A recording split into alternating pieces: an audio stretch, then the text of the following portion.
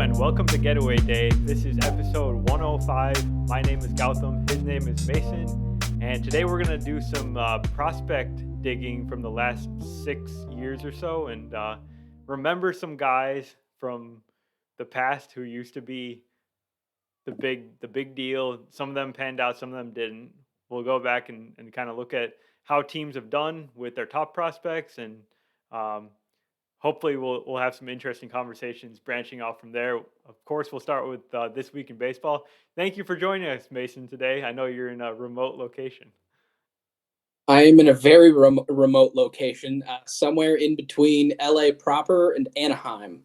So, hoping to hit up a Dodgers or an Angels game here later this week. I think the Dodgers are actually leaving town tomorrow, but the Angels get back on Friday, which is hopefully the last day I'm here. So, maybe I can make that work. So, Awesome. but yeah, Yes. I'm excited to talk about the good old days when Lewis Brinson was a top prospect. Oh, is he on our list here? He is. All right, perfect. So before we get into the prospect talk, we will do some This Week in Baseball. And um, starting off with the Mexico series, which happened this week, it was kind of under the radar. People didn't really publicize it super well. But this series between the San Francisco Giants and the San Diego Padres took place in Mexico City. Mexico City is at an altitude of 7,200 feet, which is 2,000 feet higher than Coors Field where the Rockies play. So basically, the ball is absolutely flying. There was a report that they were actually storing the baseball at the humidor conditions of the other 29 parks because Coors Field usually has its own conditions that the ball is stored prior to the games, and they just used the setting for the other 29 for some reason. And you could definitely tell in Saturday's game, which finished at 16-11. I guess I know you didn't really watch this series, but like, what do you think about the Mexico series in general? So, first of all, I want to make a comment about the humidor. To be honest, I thought they weren't going to be using a humidor at all. So I thought that this was going to be like even more insane. But Like the at moon, least they yeah. did something, even though it wasn't much. Because storing it in a humidor like you're at about 500 to 1,000 foot elevation versus 7,200 foot elevation, that's insane. Because, I mean, heck, at a mile, when you're baking, you're supposed to bake, or water boils at like, what is like 208 degrees or something like that is where water boils at a mile high. So, like, if water is boiling at a lower temperature, balls are probably going to be over the course of a mile. So, that's just insane. As for the Mexico series itself, I really, really like that they're doing it, and that they've been doing it for the last couple of years, going down and actually getting some big games in Mexico to try and expand that viewership even more for Major League Baseball. Because I mean, such a huge part of the baseball community is Latin American, Mexican, South American, all that good stuff, and we don't really do a very good job of reaching out to that community. They're doing the London series this year. They're probably going to keep trying to expand and do more stuff like that, similar to how the NFL is going and doing the Germany game, I think next year. But yeah, I really wish I would have like known about it so that I would have actually watched it, Yeah, for because sure. that would have been fun. And it was super cool. They had like special jerseys too. The Padres were wearing their City Connect, very colorful jerseys. The Giants were wearing their Gigantes across the chest jerseys. Just a looks like a cool atmosphere. And then the game itself, like I mentioned, there was just balls flying everywhere. There are 11 home runs. Brandon Crawford, Lamont Wade, Mitch Haniger, uh, Blake Sable, David VR. That was just the Giants side. Padres, Nelson Cruz had a 5-for-5 game. He had a home run. Juan Soto, Xander Bogaerts, Fernando Tatis, Manny Machado had 2 home runs. Uh, so if you like offense, this is the game for you. if you care about your pitchers' ERAs, like, yikes. They're going to be recovering from that one for a little bit here. So what you're telling me is that the teams that should be playing in the Mexico series next year when it's back in Mexico City should be, please hold. Please hold. Why is this not sorting? Oakland and the White Sox. That'd be quite the matchup. I think they actually have announced a matchup between the Rockies and the Astros, I believe, for next year, but they have not confirmed We'll see. that. See, one of those teams doesn't care about their ERA, but not both. Yeah, that's true. And the Rockies might have some knowledge about how to play there, but they haven't figured out the pitching at their own altitude yet. Yeah. Oh well, and I don't think this is in our rundown, but they just lost German Marquez for the rest of the season.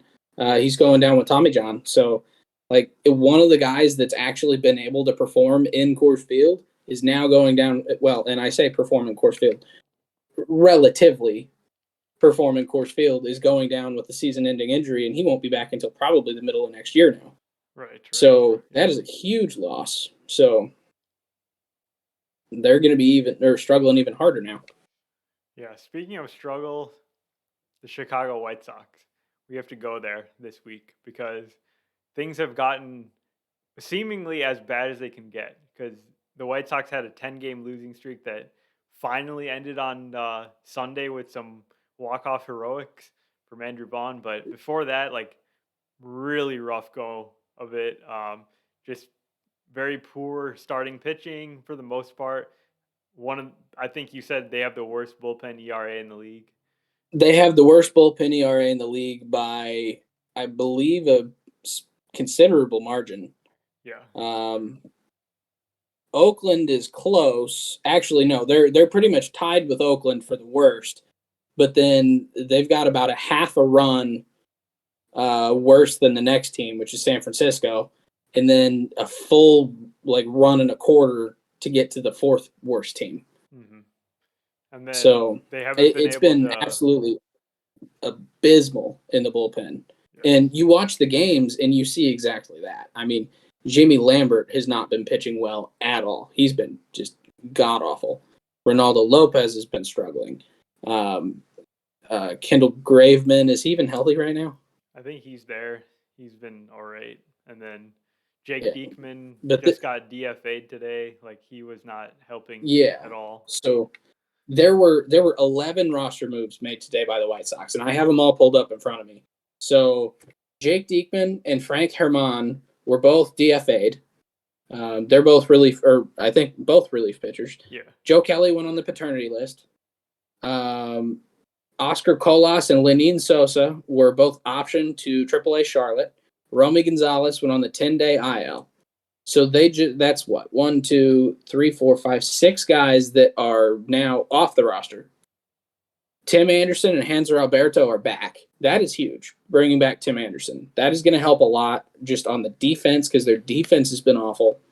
I think it'll help on the offensive side a bit once he gets back into things. Then they also selected the contracts of Alex Colome to come into the bullpen, Billy Hamilton, and Sammy Peralta, who I assume is also going to the bullpen.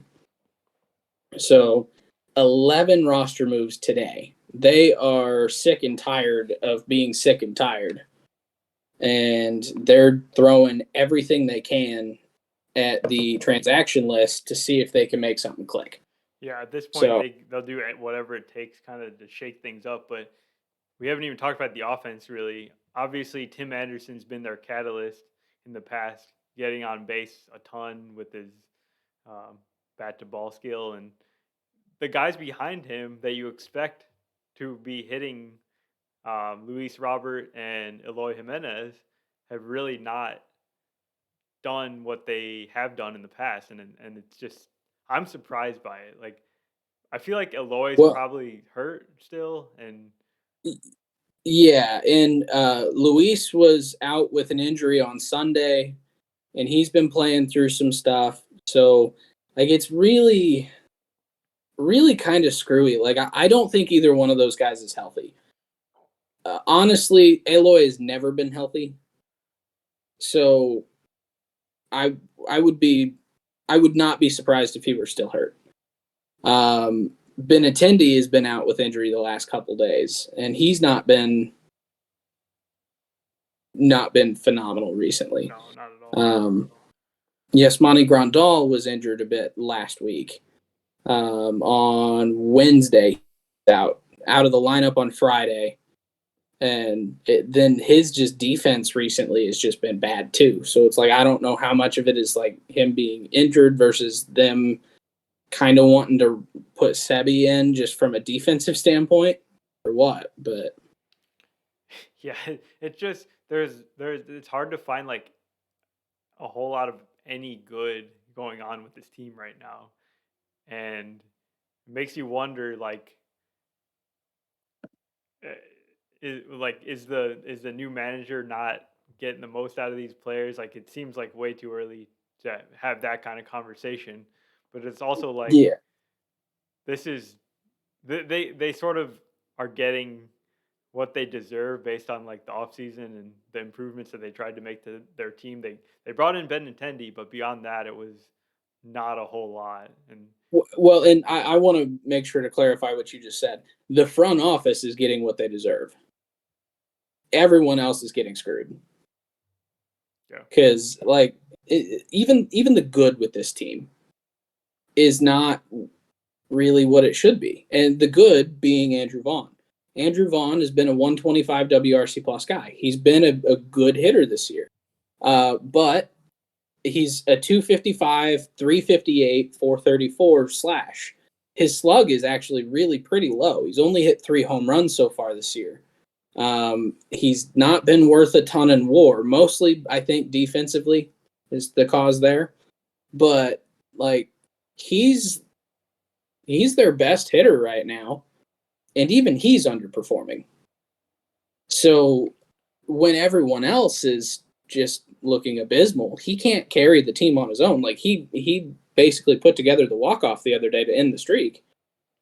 But he can't do that every day. And the biggest problem, especially if we're looking and blaming the front office, as we should be, is the pitching staff. I mean, we just cited they're the second worst bullpen ERA in the or no, they're the worst bullpen ERA in the league. They are they're the second worst in team ERA overall. second worst in team ERA. Their starter ERA is 25th. And it's only being held up by a couple of Dylan Cease starts. Like if you throw out I mean, even Cease has had a couple bad games so far. Yeah. You throw out his good starts, and they're probably the worst pitching team in the league this year, which really sucks to say because this is such a talented roster. When you look at Aloy, you look at Tim Anderson, you look at Luis Robert, you look at Andrew Vaughn, you look at Dylan Cease, Lucas Giolito, Lance Lynn. This is a really, really talented roster. And they just have not been able to get anything going. It seems like the new manager, which I can't remember his name. What's his name? Pedro Grifol. Pedro Grifol. It seems like he's not really sure when he should be pulling guys versus when he shouldn't. But then again, he doesn't have anyone to turn to. So it's like, can you blame him?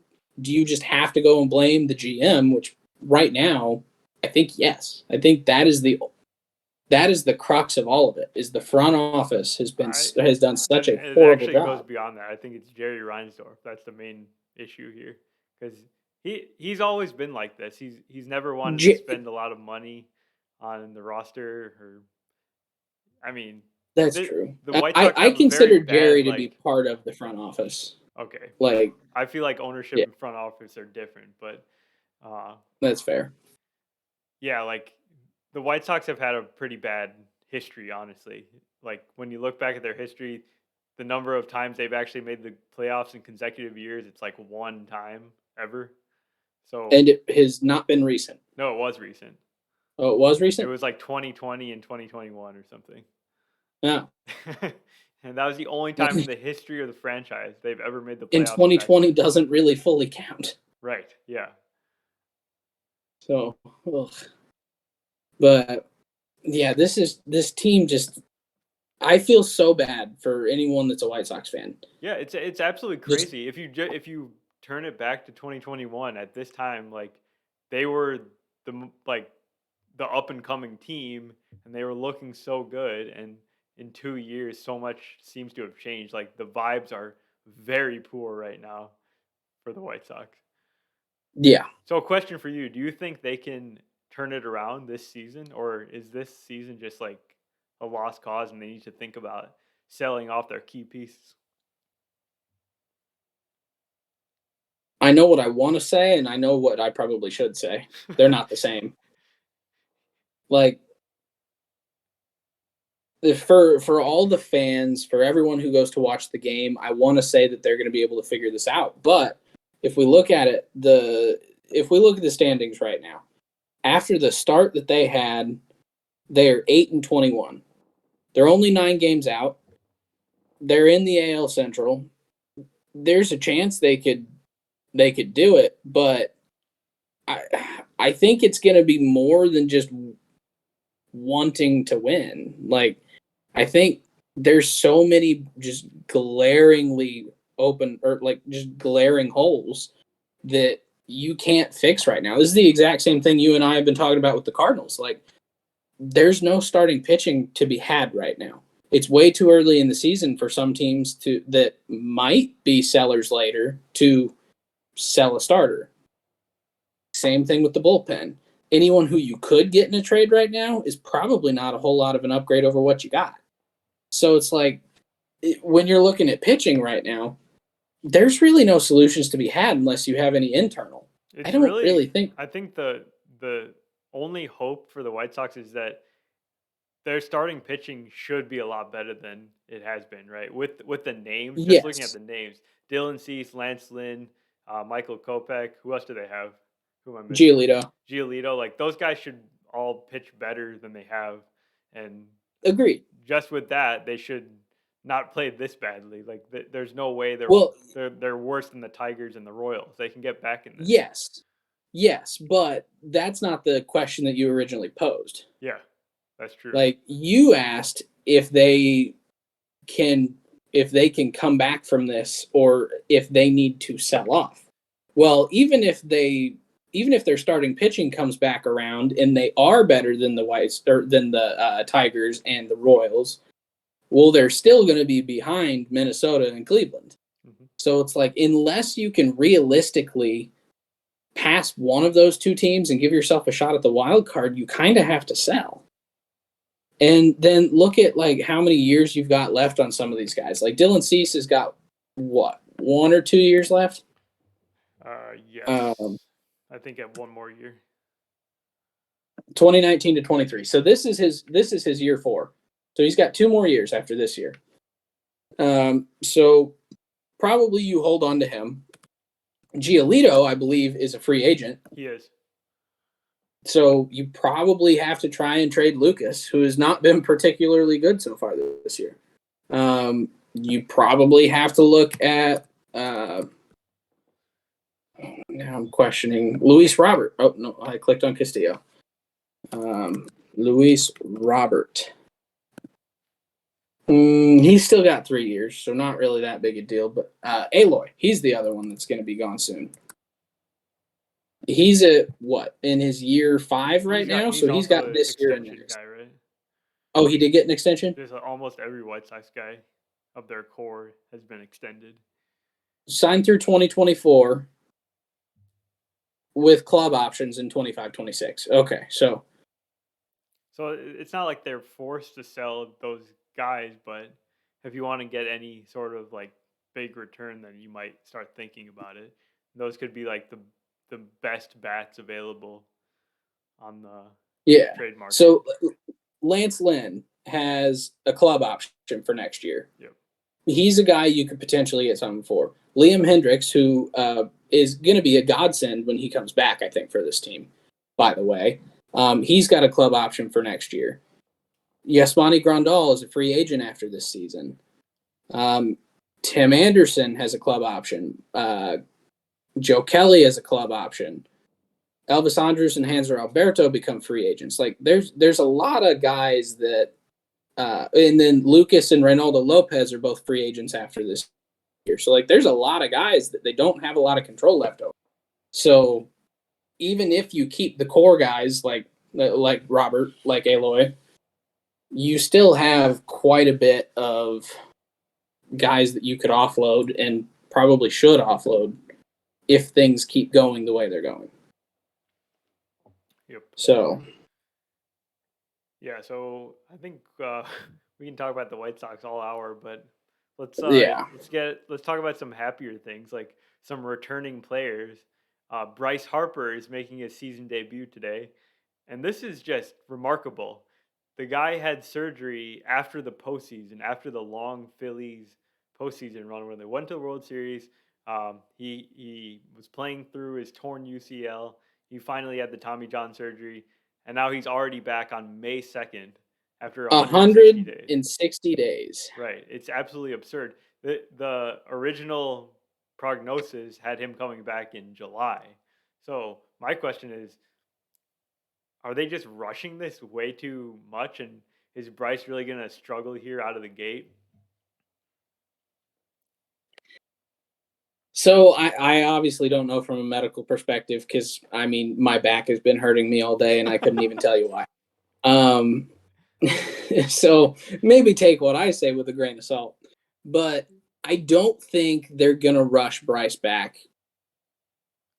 if it's at risk of hurting him again. Sure, sure. That makes sense. Yeah. I think that makes sense, but I do think we need to be concerned that it's going to take a little bit of time before we get back to seeing like Bryce Harper that we saw in the postseason. Now that was the other point that I was gonna make. It's like so they're not gonna rush him back medically.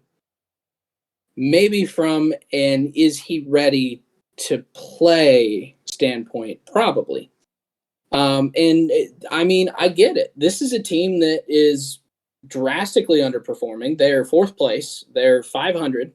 They just came off a World Series appearance that nobody expected, Hmm. and they bolstered their roster to try and get back.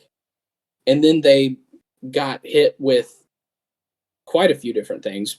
The biggest one probably being the fact that one, Bryce was out with Tommy John, and two, Rhys Hoskins went down blowing his ACL or his Achilles. I can't remember which. ACL, yeah. ACL. And so that kind of put a big damper on this team so far. Absolutely. Like two of their big boppers are gone. And then when two you of their look, defensive players are gone. Not that Rhys is very good defensively, but Bryce is. Bryce is fairly decent, especially given that roster. He's one of the best defensive players they have. yeah, and then when you look at So some of the slow starts that their hitters have had, like Trey Turner in his first year with the Phillies has kind of started a little slowly. Kyle Schwarber's hitting about 200. Um, Actually, Nick Castellanos has been one of the bright spots for this team. He was like a pretty obvious guy to bounce back this year, and he's looking like yeah, the Nick Castellanos of old, which is great. But they need Turner, they need Schwarber, and they need Hoskins, or they need Harper here Bryce, to uh, and to step up. and that's one of the big things with Bryce is he's been playing a lot of first base in his rehab and stuff, just trying to get to where he can play first, which is going to one be easier on his elbow because he's not going to be throwing the ball; he's just going to be catching it. So it'll help with his recovery, get him on the field, help out, get one of those worst defensive players in the DH spot, and two, it fills the hole left by Rhys Hoskins. So this is a big thing getting Bryce to play first. It's not going to be a long term move. Next year he'll be back to right field. And I have no doubt in my mind about that. But yeah, this is huge getting Bryce back. And he's starting tonight in the DH spot tonight against the Dodgers here in LA. Which obviously I couldn't go because I'm here talking to you guys. So, oh well. Sounds like you don't want to be here. I don't. I want to be at the Dodger game. Wow. Okay. But yeah. And then he's not the only guy coming back though, right? that's right. Justin Verlander making his first Mets start later this week, I believe Thursday against Detroit of all teams. So that'll be kind of a fun matchup. Um, Is it in Detroit or is it in New York? it is. I do not remember. It I might will be at check. Detroit, I believe. I have MLB's website pulled up right now. If I remember right, I think it's at Detroit. It is in Detroit. Yep. Verlander versus Z-Rod. Yeah. So that'll be exciting. Max Scherzer is also coming off his suspension tomorrow. So we'll get to see those two guys back to back, and that's what Mets fans have been looking for, because exactly what we said about the Mets starting rotation has kind of happened. Um, Scherzer, he's stayed healthy, but Verlander got hurt. Carlos Carrasco got hurt. Um, Jose Quintana was hurt preseason, so their old guys have not stayed healthy to this point in the season. They've had to rely on the David Petersons and the Tyler McGills. Um, so good to see Verlander healthy and back with Scherzer. I'm looking forward to seeing what Verlander does in his follow up from the Cy Young season. Yeah. So I'm trying to figure out who just hit that homer for the Red Sox. But yeah, no, this is going to be huge for the Mets getting Verlander back and getting Scherzer back off his suspension. This is a team that's 16-13 right now. They're still they're still playing decent ball, but they're not playing the best ball that they can right now. They're tied for second place in the division with Miami of all teams. And come on, tell me who that was. But they're still 3 games behind Atlanta. So now having the starting pitching starting to come back, if they can get to their dominant level, this is a team that's been scoring fairly decent. Still not amazing, but they've been scoring. They've put up 135 runs on the year, which I think puts them roughly top 10 in runs scored. So it'll be huge being able to limit the damage done against them while keeping their offense going the way that it is. So Yeah, totally. And I got a random Marlins fact for you. So you were surprised that they're doing so well. Last year, the Marlins had the worst record in the majors in one-run games. This year, they're 10-0 in one-run games. So maybe a little fluke. Uh, with is it a fluke, or have they figured out how to? Is Skip Schumacher actually good at running a bullpen? Usually, you're not going to win 100% of your Well, one-run games. yes, but I mean, like the fact that they're doing well in it so far. Like, Yeah. is that a fluke? Because like 10-0, yeah, that's probably a fluke. I do think their bullpen is like quite a bit improved from last year, and that sometimes plays a role in those one-run games. Well, and I don't think Mattingly was really the best at managerial decisions in close games. Right. Yeah. Maybe not. So, and granted, Skip's also a first-time manager. So, how great is he versus how are they just getting lucky? I don't know. Yeah. We'll figure that out. But it is nice to see the Marlins actually not being god awful. Yeah, that is true. So they're not scoring at all. They've not even scored 100 runs yet on the year. I think they are the 3rd lowest scoring team in the league, beating out only Detroit, who scored 88 runs, and Kansas City, who scored 96. So they're definitely getting by on their pitching, which is kind of what we have always said that they would do. Yeah. Meanwhile, Sandy Alcantara has like a 5+ ERA. Who could have seen this coming? I don't think anybody. Yeah, exactly. And they're still managing. So good for them. Yeah. And last one before we get into the main topic, Rays and Pirates. They're starting a 3-game series. They're the best teams in both leagues facing off. This has got to be like the biggest surprise of the season. The Rays part of it's not a surprise. Like if you told me the Rays would be the best team in April, I would say okay, that's fine. But the Pirates, best team in the National League, 20-9 record. It is like we basically talked about this last week that it's probably not sustainable. But I just was thinking like what the Pirates are doing right now is kind of very Rays-esque. They've done so well with some of these like seemingly minor trades, transactions. Um, I'll give you a great example. So Adam Frazier, you're a big Adam Frazier guy. Yep. When Adam Frazier was having one of his best seasons of his career in 2021 with the Pirates, he got traded to San Diego at the All-Star break. The two players in return of that trade, Tucupita Marcano and Jack Suwinski. Jack Jack Suwinski, Sawinski was in that trade? yeah, so people don't even remember that trade. And obviously, Adam Frazier, he's a fine player, but like we've talked about, he's not like a whole lot better than an average player. What Jack Sawinski is showing right now is extremely interesting to me because this guy just like pops on a Statcast page. He's extremely fast, like greater than 90th percentile sprint speed. He's hitting the crap out of the ball.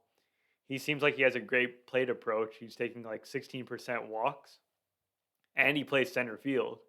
That's an extremely exciting player. So if he like ends up being way more than Adam Frazier could ever dream of being, I mean that's just a coup for the Pirates. Well, and the one thing that definitely sets him apart from Adam Frazier, what do you think Adam Frazier's OPS was? I'd say probably 7 something, 8 roughly. What, this year? Maybe. No, just like in general. Oh, what would you guess that it would have been? Oh, probably like 680 or something. 680? Yeah. All right. Do you know what Jack Sawinski's slugging percentage is? Probably like 700 or something. 618. Wow, yeah. So, yeah, he's got 393 OBP and a 618 slug. So he's over 1,000 OPS. Adam Frazier would have probably been about 700. So just in that one spot alone, he's so much better than Adam Frazier. Then you add in his speed, you add in the fact that he still plays a pretty like important defensive position. Frazier was second base, he's center field. I would argue that's even more important. Like they made out like bandits in a trade that nobody would have expected them to come out on top.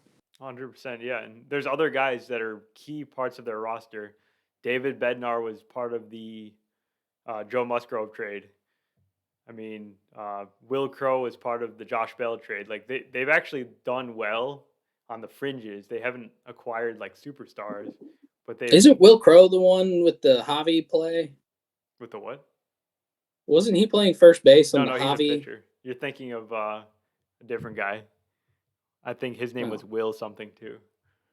That's probably why I'm confused. Will Craig, I think, was his name. Yes, that's what it is. Okay. So you could see my confusion there. Yeah. Pirates guy's name's Will, yeah. Will CR. Yeah, but I'm just like quiet in the last week. I've just been really intrigued by this Pirates team, even though I don't necessarily see them like winning the division this year or anything, but I do think just with the wins that they banked here in the first month, if you look at like projections, basically the NL Central has become an incredibly like tight race right now. So I'm looking at the Fangraphs projection, and they have the Brewers, the Pirates, the Cardinals, and the Cubs all finishing between 80 and 86 wins at this point in the season now. If anyone's projecting the Cardinals to still win 80 games at this point, I want what they're smoking. We got a Cardinals fan. I mean, I know the Cardinals are gonna. I know they're gonna rebound. Like, there's no way they're this bad. It's the same thing with the White Sox. I know that there's no way they're this bad, but right now it just feels like they can never win a game, right? Yeah, I mean, it's the worst start they've had since 1973. Yep. I wasn't even like. My parents were barely born in 1973. So it's been a long time. Yeah. So this definitely, for a team that's as spoiled as the Cardinals, this kind of hurts. This hurts real bad, dude. How did you do it forever and still do it? But the cool thing about this Pirates team, though, is that, and we talked about this last week, so I won't go very, very long into it, but like they're not just like overperforming on both sides of the ball, they're overperforming and straight up excelling on both sides of the ball. They've put up 156 runs already this year, which is one of the top in the league. I think they're like the second or third highest scoring team in the league. Fourth, behind Tampa, Boston somehow, even though Boston gives up way more runs than that, and the Dodgers. Then it's Pittsburgh. They're the fourth highest scoring team in the league. They have only given up 108 runs. There are only like 7 teams that have given up less than 110. Real. So they're top 10 pitching. They're top 10 hitting.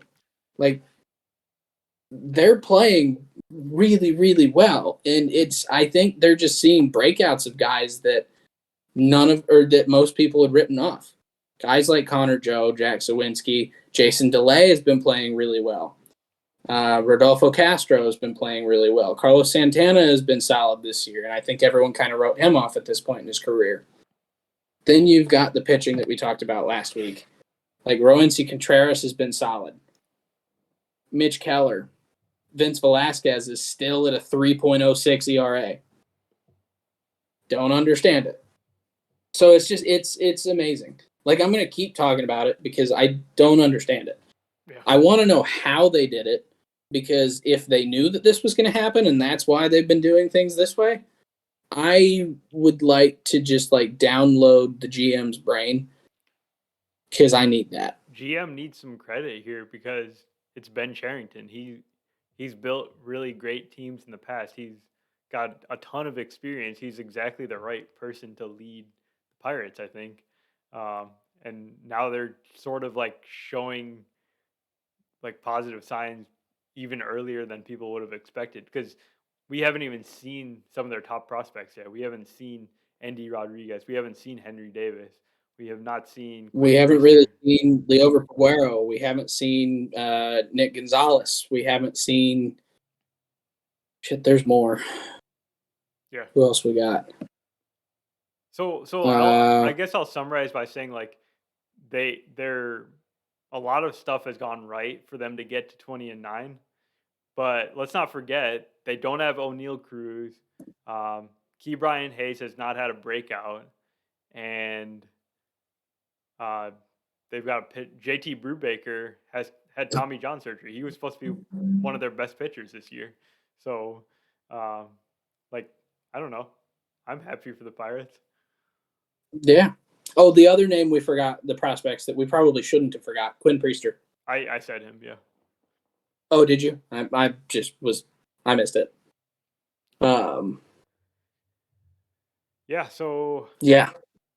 Let's get on to our main topic here and talk a little bit about prospects and number one prospects specifically. So I was inspired by a chart made by Jay Kuda on Twitter, where he listed off the number one prospects for every team in the major leagues each year, 2017 through 2022. So, for example, the Pirates in 2017, their number one prospect, Austin Meadows. In 2018 and 2019, Mitch Keller. 2021, Ke'Bryan Hayes, and then 2022, O'Neal Cruz. So that's actually a pretty solid group when you start looking at some of these other teams and who their number one prospects have been. The Pirates kind of did a decent job, even though Meadows got traded and had probably his best season with Tampa. Mitch Keller looking like a credible major league starter. Ke'Bryan Hayes, obviously a solid player, even without amazing offense at this point. And then we were seeing kind of the breakout from O'Neal Cruz. So they did a good job with their number one prospects. Obviously, this is like kind of a very specific thing we're looking at. Number one prospects don't mean that the system as a whole is amazing, and it doesn't necessarily mean that like you can't be successful in other pathways. But I just thought it was an interesting thing we could look at here.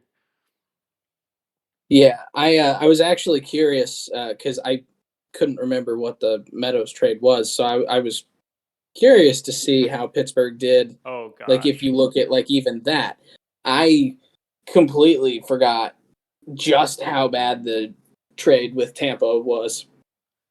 yeah, Because yeah, it was Glass now, Meadows, and Shane Boz, all for Chris Archer. yep, that is one of the And worst trades then ever.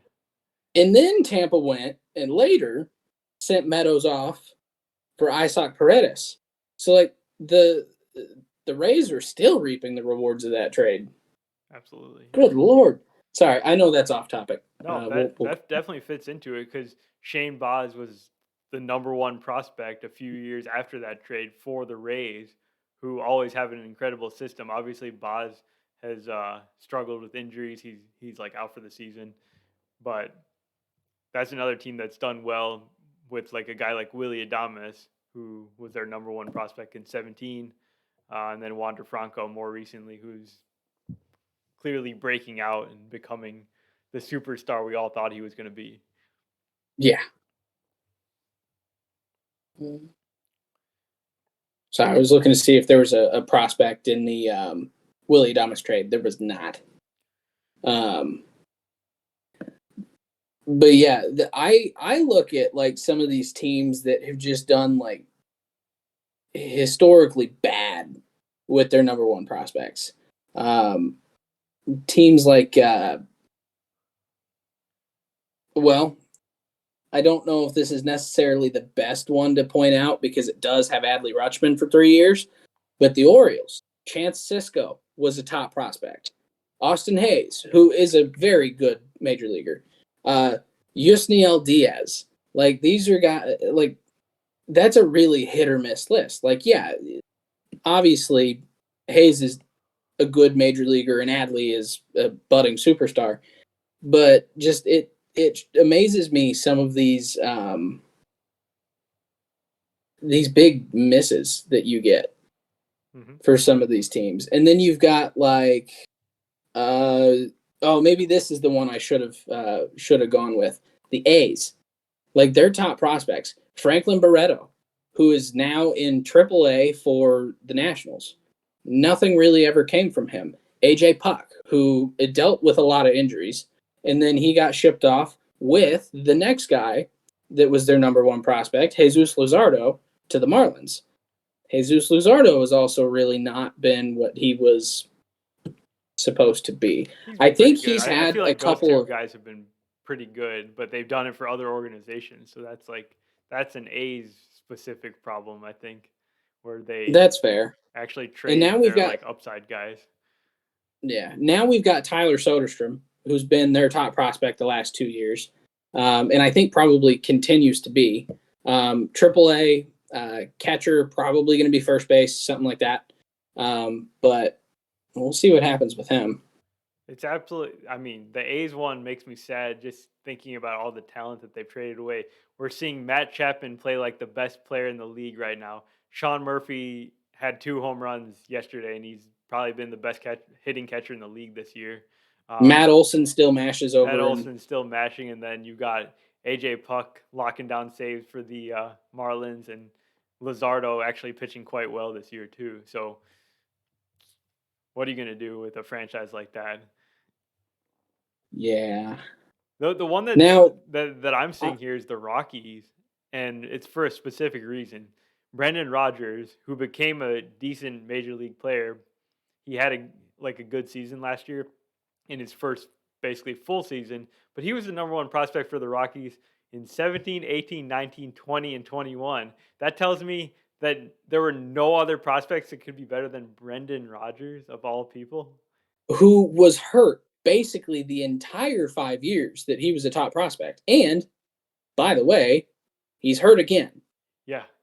It's like that just kind of shows the state of your system if the number one guy is kind of like a mid-tier player. Like he started out obviously a great prospect. He was a top 5 pick in the draft, but after years and years of not making much progress, like you would think you would get unseated by someone, and that never happened.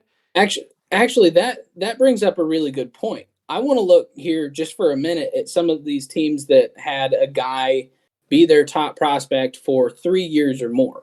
Okay. And because like 2, I understand. It makes a lot of sense. Now, some of these, Vladimir Guerrero, okay, he was the number 1 prospect when he was incredibly young. And then he has panned out to be every bit of what he was supposed to be. You get a similar thing in a guy like Bobby Witt Jr. He was drafted out of high school with like the number 2 pick in the draft. Like he was expected to be every bit of a superstar. And so far, what we're seeing from Bobby Witt is that he has the potential to be that. He's not had his true breakout. He had a great rookie season. So it's definitely possibly there. Wander and Adley, same thing. But then you get to the other side of the aisle. The guys who were kind of more of the Brendan Rodgers. You get Marco Luciano, who is still never passed high A for the Giants. Victor Robles in 17, 18, 19 for the Nationals. He's been okay, but he's not been – you wouldn't think that he was a number 1 prospect based on the way he plays. Alex Reyes for the Cardinals. Forrest Whitley for 4 years with the Astros. Like, it amazes me that some of these guys that, like, they had such potential, and then it just seems like they went player Billy Bean. Like, you know what I mean? Oh, yeah. That took me a while for that to register, but yeah. I mean, Yeah. that's always like the thing we can point out. Like these guys are so hyped up, but then you look at some of the names, like 2017 Angels Jahmai Jones, like never made any sort of impact at the major league level. Lewis Anderson Brinson, Espinoza, same thing. What? Lewis Brinson. Lewis Brinson, who really did not have a lot of success, and now like became sort of like a journeyman type guy. And then guys who've just had their careers basically ravaged by injuries. 2017 Padres number 1 prospect Anderson Espinoza, who finally actually made his major league debut in 2022. So like 5+ years after he was a number 1 prospect. So sometimes it takes time, and these guys like never really pan out. And then there's other cases of it taking quite a bit longer, I guess, for the number 1 prospect to like finally become a major league player. Can you find an example of like that? Of a guy who, I mean, Brent Honeywell, kind of, but like he's hurt, right? Yeah, he's So back. He's actually pitching for the Padres now. J.P. Crawford took him a while to like become like a truly good player. We still haven't really seen anything out of Nate Pearson. Yep. I would say like the Mets prospects from 17 and 18 with the Guardians have now kind of taken off and become totally viable major league regulars in Ahmed Rosario, Andres Jimenez. That was actually a team that I wanted to talk about because we were talking about how like the who was it that we were just talking about traded all their the Pirates. The Pirates. Or not the Pirates. The teams that traded all their big prospects. The A's. The A's. Yeah. So they're like a direct foil of the A's, where they also traded basically all their big prospects, but for an entirely different reason. Like this is a team that has gotten things in return for that. They got Francisco Lindor for Ahmed Rosario and Andres Jimenez. They got Francisco Alvarez is up now for them. But like this is a team that has been moving on from their top prospects and they've become something somewhere else. But they've also got something out of it. 100%, and so it's like and you could say what you want about the Mets, about how stupid they've been historically, but like they've made some good moves and things like that. Because, yeah, you obviously would love to have Andres Jimenez on your team. You would love to have Ahmed Rosario half the time on your team. But Lindor, yeah, I probably would have made that move too. So. Definitely. There's one that's definitely standing out to me in the Dodgers, because complete opposite of the Rockies, they've basically had a different guy be their top number one prospect every year. Cody Bellinger, with the Walker caveat. Buehler, Keeper Ruiz, Yep. Gavin Lux, then Keeper Ruiz again, so he was the only repeat, and then Diego Cartaya. I see that And as Diego Cartaya is the number one prospect again in 23. okay, So yeah. technically, they have two guys, both catchers, amazingly, that have topped the list out twice. Yeah, and the fact that they just So graduate these guys and they have another guy basically fill that number one spot really quickly after. They're not like and those guys at the top have made major impacts. Cody Bellinger, an MVP. Walker Bueller, has been in the Cy Young running. Like I don't know, we know the Gavin Dodgers Lux are was, good. Yeah, yeah, Gavin Lux before the injury, like has been an incredibly valuable utility guy for them and is now taken over the shortstop role. And then the injury, but yeah, and then Kabert was part of a trade that honestly really helped that team in the short term. Get Max Scherzer and Trey Turner over. So like a team with this much talent that continues to pump these out and has actually already replaced Kabert Ruiz as a catching prospect at the top with Diego Cartaya, like that's a trade you'd make 10 times over. So it just amazes me how good they've been at that.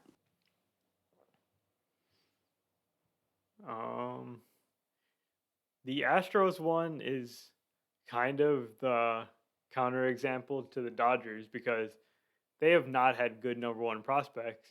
Francis Marquez, Forrest Whitley, Corey Lee, those guys have either barely played at the majors or in the case of Whitley, like never hasn't even made it. And he was their top prospect for 3 straight years or 4 straight years. Yeah, 4 straight years. I wouldn't really say.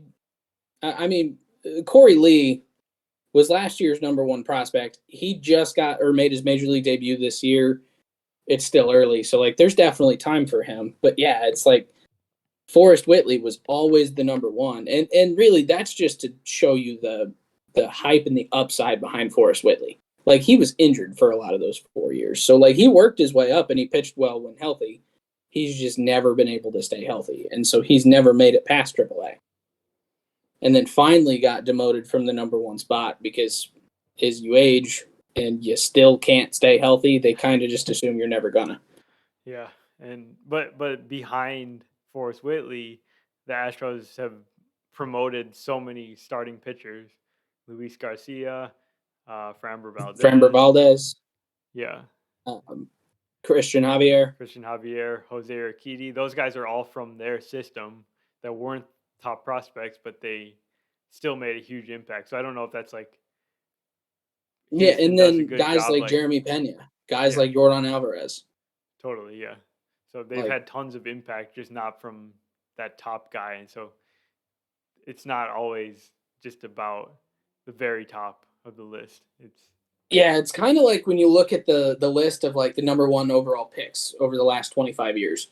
It's like usually if you're a number one, you're going to pan out. Not always. Like, oh shoot, the guy who just came up as a reliever with the Phillies last year, yeah, Mark Appel.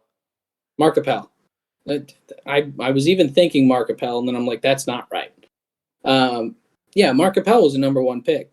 He was not a number one prospect for a team, which is actually kind of weird. You would think usually after you're the number one pick, you're probably going to be towards the top. But yeah, he never panned out. And then, like, he was the number one. Like, it's the same thing here, but it just seems like you are going to hit a lot more than not, which doesn't seem to be the case with some of these guys. Because, like, Franklin Perez for the Tigers still has not made it past double A. He's actually at single A, low A now.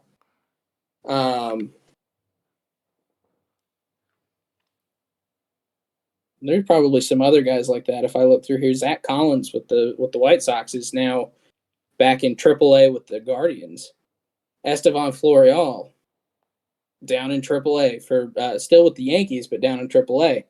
Nolan Jones was a number one prospect, and he is maybe getting a shot with the Rockies this year. But they don't maybe. seem to want to give him a shot, even though he's mashing at Yeah. AAA. Yeah.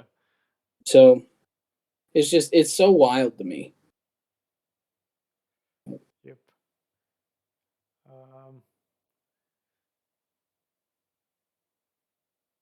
But there's some teams though, like you were looking here the other day at just like the number of average WAR seasons by these prospects, and I think that's another spot where it's like that kind of supports the point where that I was just trying to make of like you're not going to hit on every number one, but overall they're going to be pretty solid. Like the Angels have 5 different seasons by people who have been their top prospect in the last 6 years that have been a 2 WAR player, 2 being roughly the major league average for WAR.